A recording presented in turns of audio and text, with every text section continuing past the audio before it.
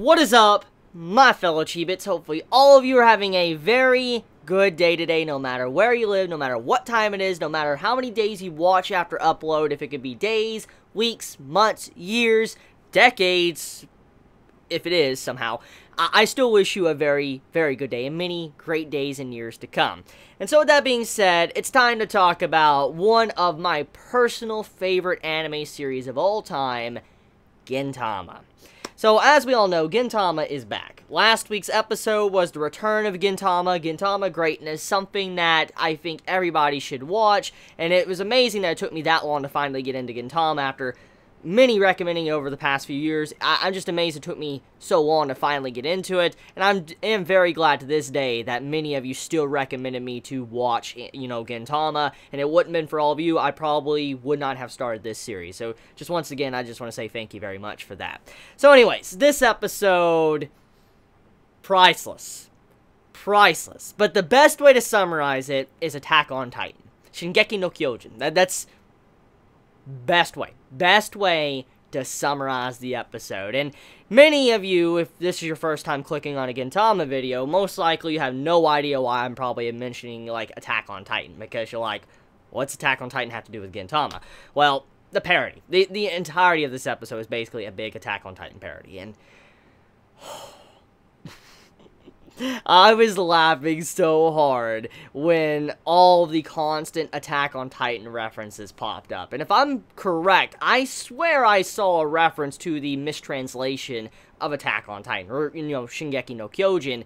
I think I saw, like, an attack, no pun intended, on how the English translation is actually flawed and messed up. I think the proper English translation, if it was a literal translation of Shingeki no Kyojin, I think the literal translation is Attack of Titan. I think that's the literal translation in English, but we called it Attack on Titan instead of Attack of Titan, because Attack of Titan doesn't make any sense. And so, I believe that this episode did actually do a jab at the Western, translation of Shingeki no Kyojin, which I thought was very funny. I even liked the little puns with the words, like the translator. The translator that translated this episode definitely had a lot of fun with it, because they had Attack on Titan. Attack on Titan? They literally called a certain line Attack on Fighting. So the translator, the man that was working on this episode that put it on Crunchyroll, probably had a lot of fun. Probably was like, this is hella fun. Just to have, these type of funny translations, because you don't normally get to hear something like this or see something like this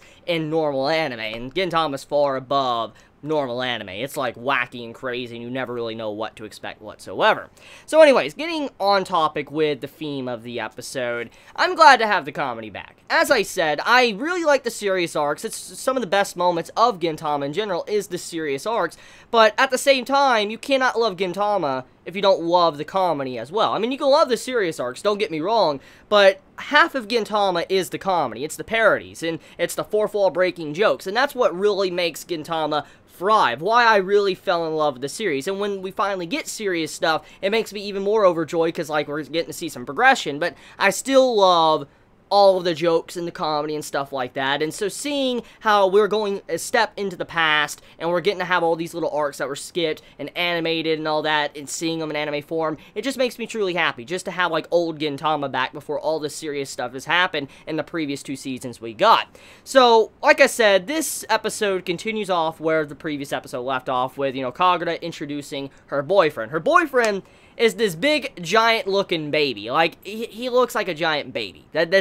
That is my impressions of the character's design overall. A giant baby. He actually looks like an ogre. Like, no joke, he looks like an ogre. And I feel like that's what Gorilla Sensei was probably trying to hint at when he designed the character. He probably wanted the character to look like an ogre because of the outfit and all that. And when Gintoki was kind of criticizing him and all that, like how his entire outfit is outdated, I couldn't help but laugh. Because, like, this man's acting like he's above their culture, like their culture is far superior, and that they have evolved past this, dated culture that, Earth has. I thought it was really funny that the way that was done, and Gintoki, like, retaliates, is like, have you not looked at your clothes? Your clothes is out of date. It's just like, Gintoki called his clothing like a caveman's. I'm like, it's pretty accurate. That's really accurate. So I was sitting there just busting a gut laughing, and it's just funny how Gintoki and Umibozo, how they try to be like, the straight man, they try to be like an adult and all that, grown-ups, and face the kid, the boyfriend. I found it very funny how they were kind of getting smack talk out throughout the majority of this episode, which in a sense, this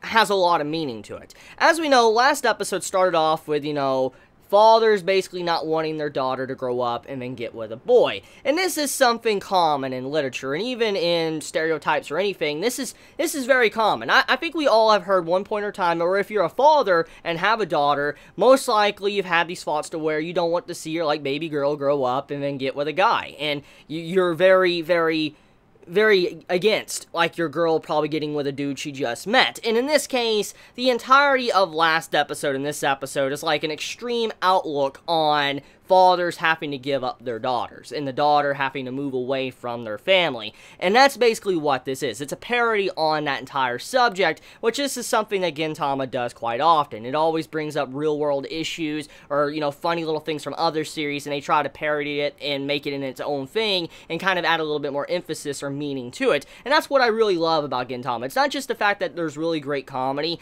Even the comedy arcs can have a lot of meaning to it, and that's exactly what this was, because this entire bit was showing that these two, even though they're dysfunctional, they're a dysfunctional family, and the way they, kind of handle Kagura is very dysfunctional, but they truly care about Kagura's well-being and want her to be truly happy, but they're making sure that nobody's trying to take advantage of her and then stomp on her morals or what she wants, and that's kind of what they were there for. They were trying to make sure that this guy had her right intentions in mind.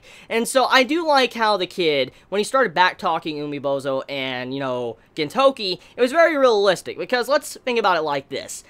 A lot of kids nowadays, okay, they don't probably have the respect to go to the father's home and all that, to talk to the father or the family, and then say, hey, I'm, dating your daughter and all that, and, I think she's really cute, and then just communicate with the, the family, and allow the family to understand, who their daughter is dating. Not many people probably have that respect today. Not many people really want to go out of their way and do that, which is understandable in some cases. I can understand it, but basically, the way he treated them, it was very disrespectful. It was like a boy thinking that, oh, the adults are old-fashioned, they don't know what they're talking about, they're not hip with the times and all that, which it goes along with his theme, since he's into hip-hop and all that, and certain music that, speaks to the soul. It actually fits. He was someone that felt like, the adults, they just weren't with the times, and they were in their old-fashioned ways, and they didn't understand, what it meant to be around their age anymore, which shows in turn that he learned a lot, the fact that you need to understand that everybody has a different culture, different viewpoint, how they handle things, and you always shouldn't be so prideful or stuck up and thinking that your way is always the right way.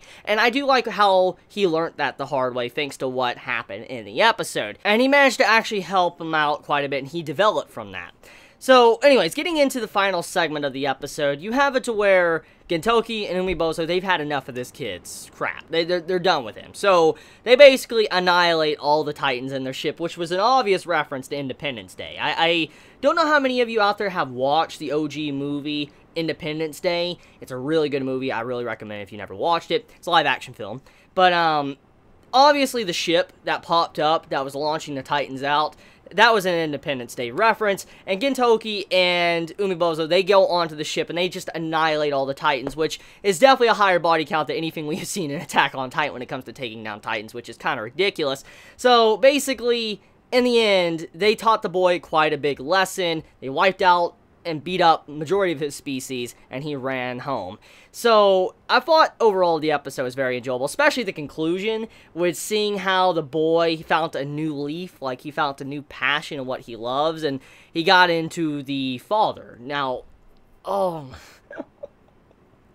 me explain, okay? So, Shinpachi, he stopped Kagura from getting kissed by him, okay? Getting kissed by the ogre boy. He shoved him out of the way, and then in turn, when he shoved the boy, he accidentally kissed the priest, the father that was doing the wedding ceremony with Kagura.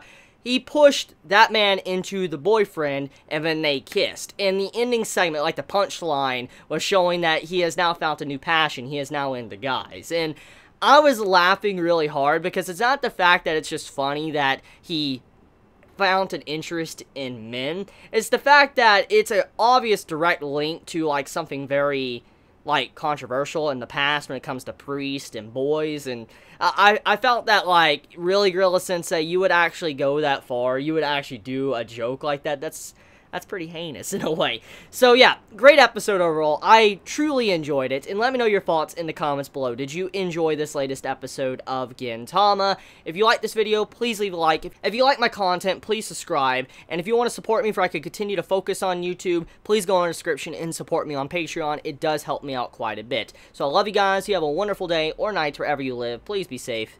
Chibi out.